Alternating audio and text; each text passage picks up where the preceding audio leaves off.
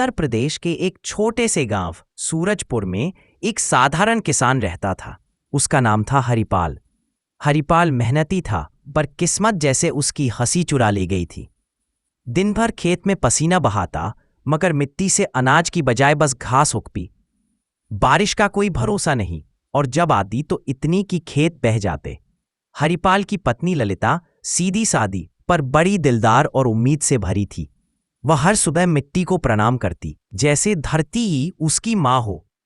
उनका एक छोटा सा घर था, मिट्टी की दीवारों वाला, जिसके सामने एक छोटा आंगन और उसमें एक सूखा कुआं था। वर्षों से उस कुएं में पानी नहीं आया था। गांव वाले उस सूखे कुएं को शापित कुआं कहते थे कोई उसमें झांके तो उसके खेत सूख जाएं। लेकिन ललिता रोज वहां दीपक जलाती थी। उसका विश्वास था कि जहां प्रकाश है वहां जीवन जरूर लौटता है। एक दिन सुबह जब सूरज की पहली किरणें धरती को चूम रही थीं, ललिता ने कुएं के पास पूजा की थाली रखी। तभी उसकी नजर गई, मिट्टी के बीच कुछ चमक रहा था। उसने पास जाकर देखा तो एक छोटा सुनहरा बीज वहां पड़ा था। बीज इतना सुंदर था कि लगता था जैसे किसी ने सोने की महीन पन्नी में लपेटा हो। ललिता ने उसे उठाकर हथेलियों में रखा और मुस्कुराई, धरती माँ ने वरदान भेजा है। वह बीज घर लाकर एक छोटे मिट्टी के गमले में बो दिया। हरिपाल ने हंसकर कहा, ललिता, अब बीज में भी सोना दिखने लगा है तुम्हें? ललिता मुस्कुराई, कभी कभी सोना नहीं, विश्वास चमकता है। 3 दिन बीते। एक सुबह जब ललिता ने पानी दिया तो देखा गमले में से एक छोटी हरी बेल निकल आई है। उसकी पत्तियां हल्की सुनहरी झिलमिलाहट लिए थीं। बेल इतनी सुंदर थी कि उसे देखकर लगता था जैसे कोई जादुई पौधा उगाया हो। वह बेल धीरे धीरे बढ़ने लगी। कुछ ही दिनों में उसने दीवार को लपेट लिया। उसकी बेलें हवा में लहराती तो उसमें से मधुर घंटियों जैसी ध्वनि निकलती। रात में जब चांद निकलता, उसकी पत्तियां चांदी जैसी रोशनी छोड़ती। गांव के लोग आने लगे उसे देखने। सब हैरान थे। किसी ने कहा, यह देवता का वरदान है। किसी ने कहा, यह तो अमर बेल है। और तभी से उस बेल का नाम पड़ गया अमर बेल। हरिपाल और ललिता उस बेल को अपने बच्चे की तरह पालने लगे। सुबह उसे पानी देते, शाम को उसके पास दीप जलाते। धीरे धीरे जैसे जैसे बेल बढ़ी, वैसे वैसे उनके घर की किस्मत भी बदलने लगी। जहां पहले सूखी जमीन थी, वहां अब मिट्टी नम रहने लगी। बेल की छाया जैसे खेतों तक पहुंच गई थी। हरिपाल ने एक दिन देखा, उसके खेत में गेहूं अपने आप उगाया है। कहीं से बारिश नहीं हुई थी, फिर भी मिट्टी में नमी थी। गांव वाले फिर से आने लगे। हरिपाल, तुम्हारी अमर बेल तो जादू करती है। हरिपाल मुस्कुराया, मगर उसके दिल में डर भी था।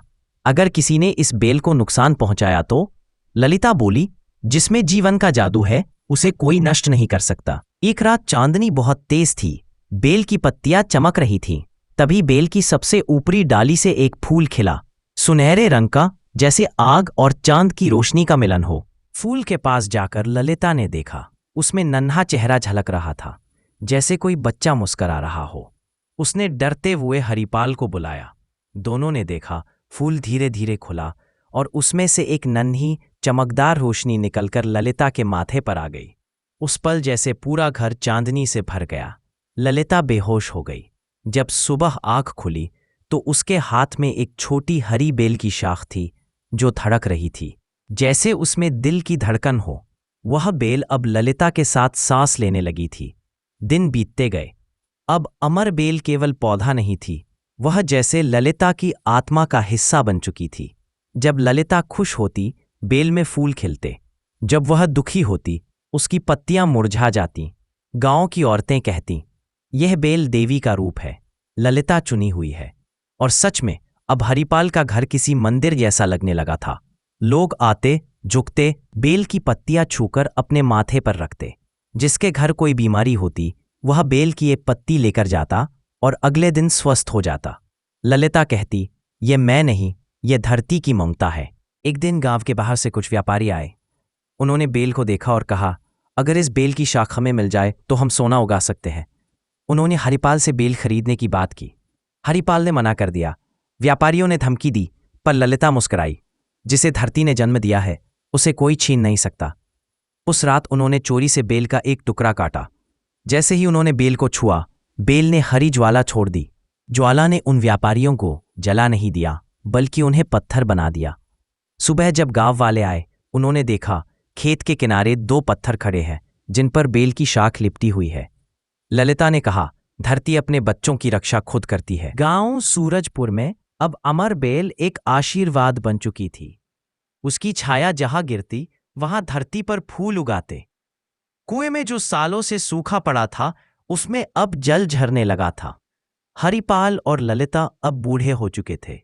वे रोज बेल के नीचे दीपक जलाते और कहते, धरती का वरदान हमारी उम्र से भी अमर है। एक रात आकाश में पूर्णिमा का चांद निकला था। बेल पर फूलों की झिलमिल रोशनी पड़ रही थी। अचानक हवा में एक हल्की कंपकंपी हुई, जैसे किसी ने धरती को छुआ हो। ललिता ने देखा, बेल की सबसे ऊपरी डाल हिल रही है। उसकी पत्तियां चमकने लगीं और बेल से मानव आकार बनने लगा।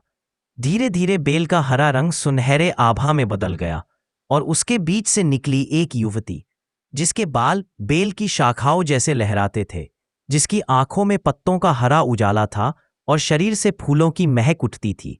वह युवती धरती को देखकर मुस्कुराई। उसकी आवाज धीमी थी, पर जैसे हवा गा रही हो। मैं वही हूं, अमर बेल, धरती की संतान। ललिता ने आगे बढ़कर उसे गले लगाया। उस पल जैसे ललिता के भीतर की सारी उम्र ठहर गई। वह बोली, बेटी, तू सच में धरती की गोद से जन्मी है। हरिपाल श्रद्धा से झुक गया। अब हमारे घर में देवी बसती है। गांव वालों ने जब देखा कि अमर बेल अब मानव रूप में है तो सब उसके दर्शन को आने लगे। उसकी आंखें जैसे झील में उतरता चांद, उसकी मुस्कान में जैसे धरती की बरसात। सब उसे अमेरिका कहने लगे, क्योंकि वह अमर बेल की जीवित रूप थी। जहां भी अमेरिका जाती वहां फूल उगाते।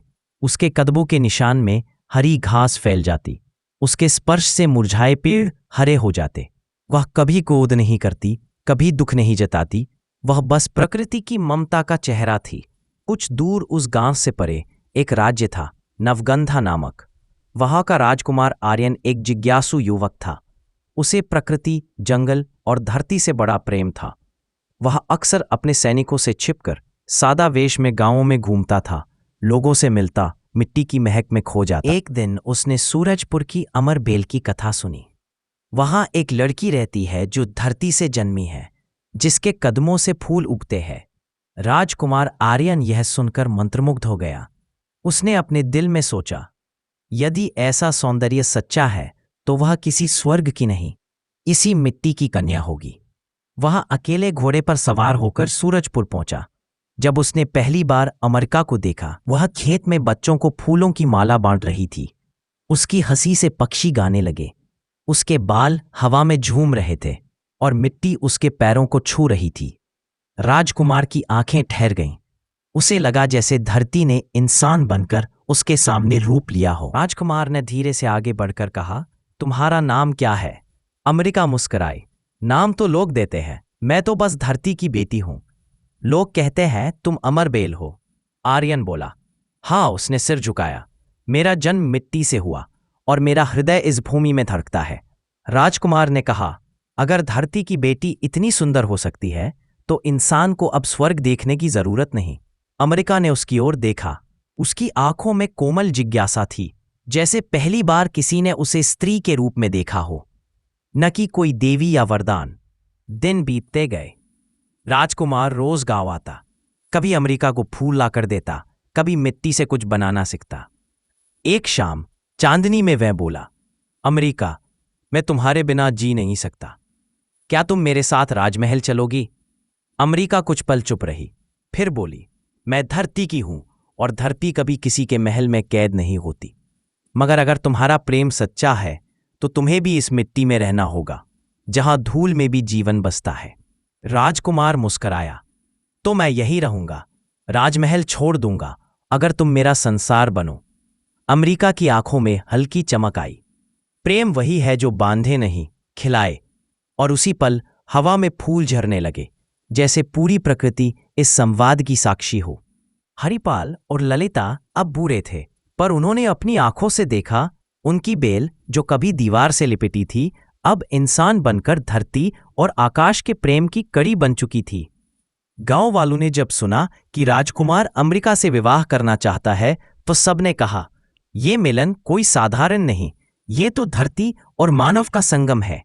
राजकुमार ने राजमहल छोड़ दिया। उसने मिट्टी का घर बनाया जहां अमेरिका के कदमों से फूल उगते रहे। धीरे धीरे पूरा सूरजपुर हरियाली से भर गया। ना कोई भूख, ना कोई दुख।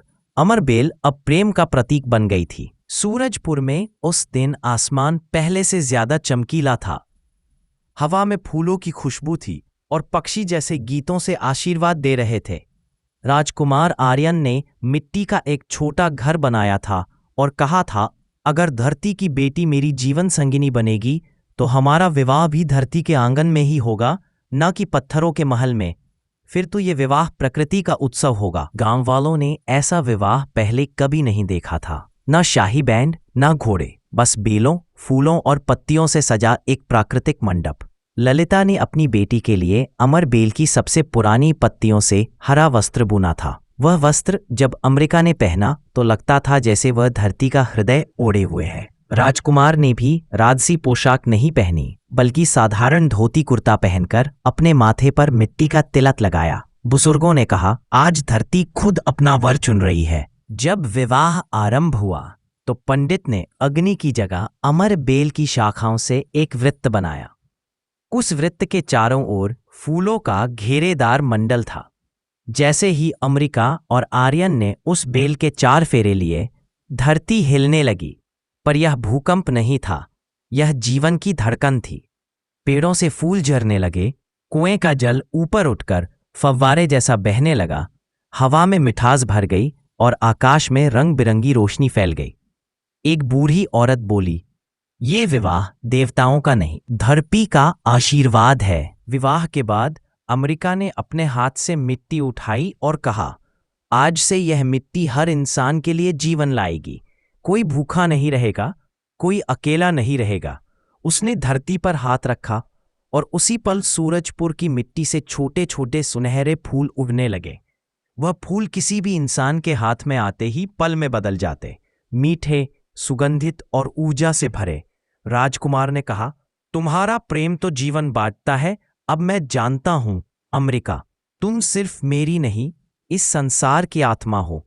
अमेरिका मुस्कुराई, और तुम वह हो जिसने मुझे इंसान की आंखों से देखा, वरना सब मुझे चमत्कार समझते थे। विवाह के बाद राजकुमार ने राजगद्दी ठुकरा दी।